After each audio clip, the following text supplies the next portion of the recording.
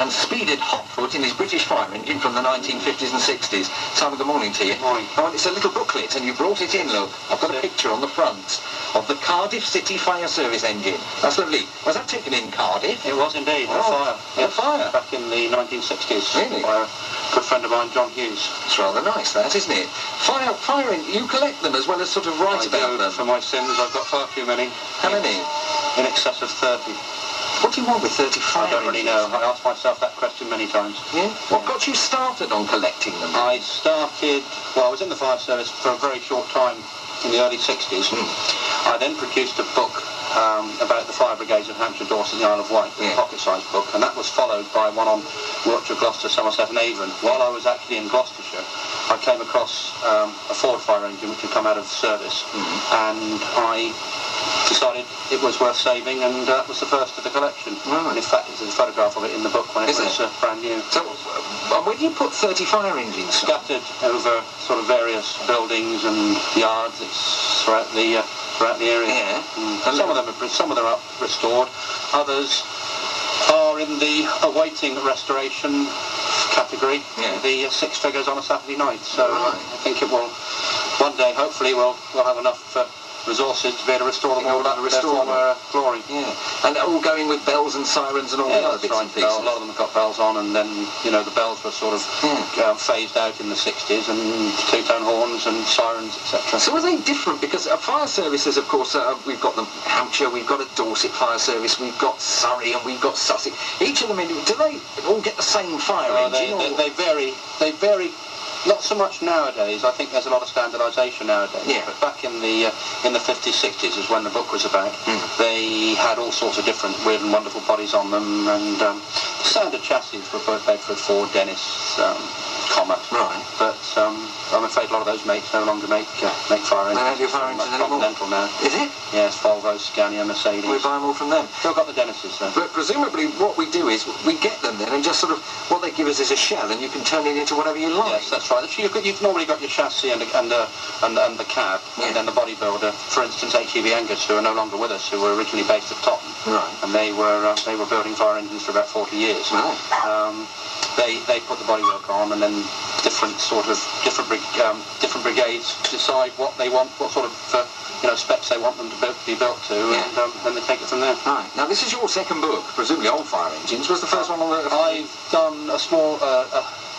It was meant to be a series on different brigades of the country. We did the one on Hampshire in this area, and then we did one on Wiltshire, Gloucester, Somerset and Avon. There was one on South Wales, and then that series, for various reasons, came to a finish. Right. I then did a little booklet about the fire brigade in Ferndown, but that's the first proper one that's actually come out. It does say sort of, I think, part 3 on it or whatever, but that's part 3 in that actual series of Nostalgia Road, they call it, yeah.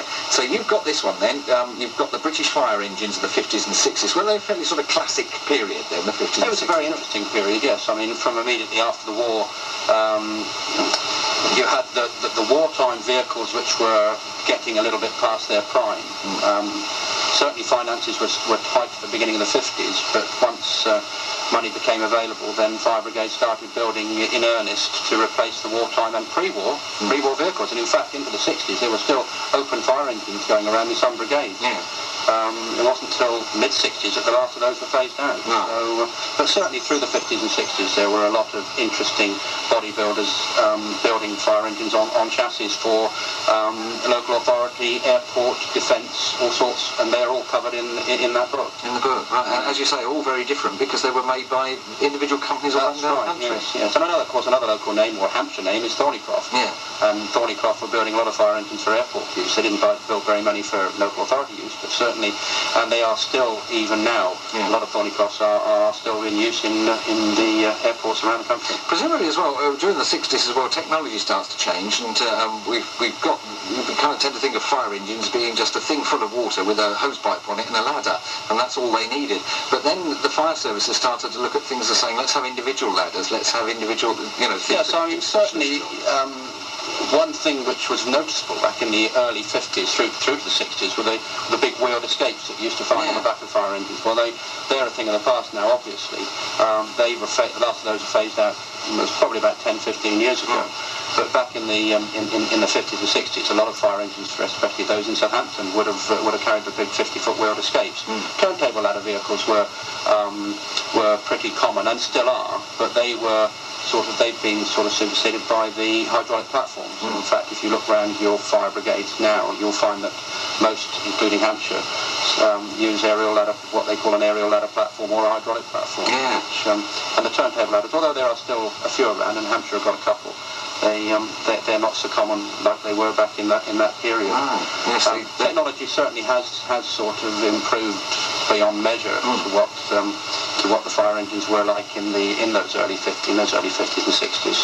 And I mean, it's all singing, all dancing now. You virtually need a degree in computers to sort of operate a fire engine. Well, they seem to fit so much more into them nowadays. It's just with a couple of little cupboards at the side of them. But now you go around a modern fire engine, opening up, and it's full of cupboards, hidey holes, all sorts of things. Sort of rescue gear, decontamination equipment. I mean, there are obviously still specialist appliances that are carrying those sort of items. And you've got, again, in Southampton, we've got what they call a special equipment unit, which really sort of came after the emergency tender, which sort of the equipment carried nowadays is so sophisticated. And but having said that, I mean, it's what the modern day firefighter requires. So how long did a fire engine last? If I bought a brand new one in 1958, how long would it have lasted for? Again, varying on which brigade you're in. If you're in London, I could say mostly 8, 10, 12 years. Yeah. If you're in some of the Shire brigades, the rural brigades could go on to as long as 20 years, really? Yes. I mean, average, I could say, was about 15 years. But then, if they're sitting on a little quiet retained fire station that might do 50 or 60 turnouts in a year, fire engines can come out of service after about 12, 15 years with about 5,000 miles, 6,000 miles on the speedometer. And that's all it's done. And they've still sort of got plenty of life left in them. Great touring. Well, you seem to be buying most of them up. I can see that. So they phone you up, Simon, when they've got one? I'm afraid they do. There's one a fire engine. So we've got a fire engine. Are you interested? Yes. I have to turn an awful lot down. I bet you do, yeah, because the ones that you've got are now all sitting there, some wanting restoration and everything else. But restoring them and bringing them back, you've then got to, I mean, you can't drive them all yourself, can you? All at the same time. I mean, there are various people that assist in taking them out to rallies, but I'm afraid I don't do quite as many rallies as I'd like to. But certainly we attend the local ones with vehicles, and one of my vehicles has made appearances on London's Burnie. And so, yes, they're still used and they're still seen around, and they're part of our heritage, really. So renting them out for films and things like that. So bring back the 60s again, says Simon quickly, and I'll supply you with a fire engine. Many of the photographs, and there are many photographs in the book that you've done here as well as all of the writing that go with it. It consists of vast... Are they ones that you own? No. A lot of those photographs have been taken. I mean, I've done, I suppose, a third of them are my photographs. There's a chap called John Shakespeare who's up in the Midlands who's also supplied a number from his own collection. But predominantly they're from an assistant divisional officer in the Dorset Fire and Rescue called Simon Adamson.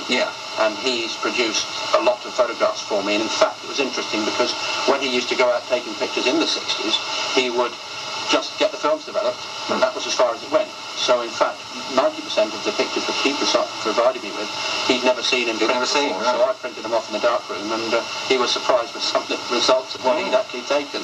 So they were first time that they've ever been seen.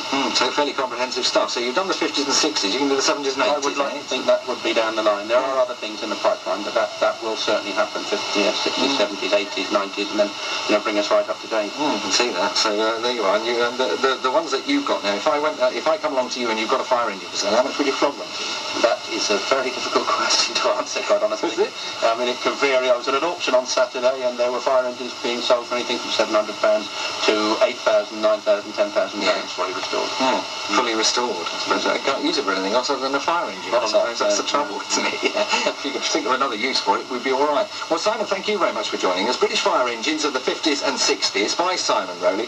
It's published by the Nostalgia Road Group, and it's volume 3 of their series, Nostalgia Road. It's an illustrated history of British motoring that they're producing, and fire engines is the section that Simon Rowley has created. And you can catch up by picking up a copy of that if fire engines are your bag. I should imagine this is about as comprehensive as you get. It's full of photographs, it's full of all the information you need, and written by somebody local as well, which is nice. Simon lives in Burley, and good luck on his fire engine searches. And don't think he needs any more. You're all right for the minute. Don't give him a call, will you?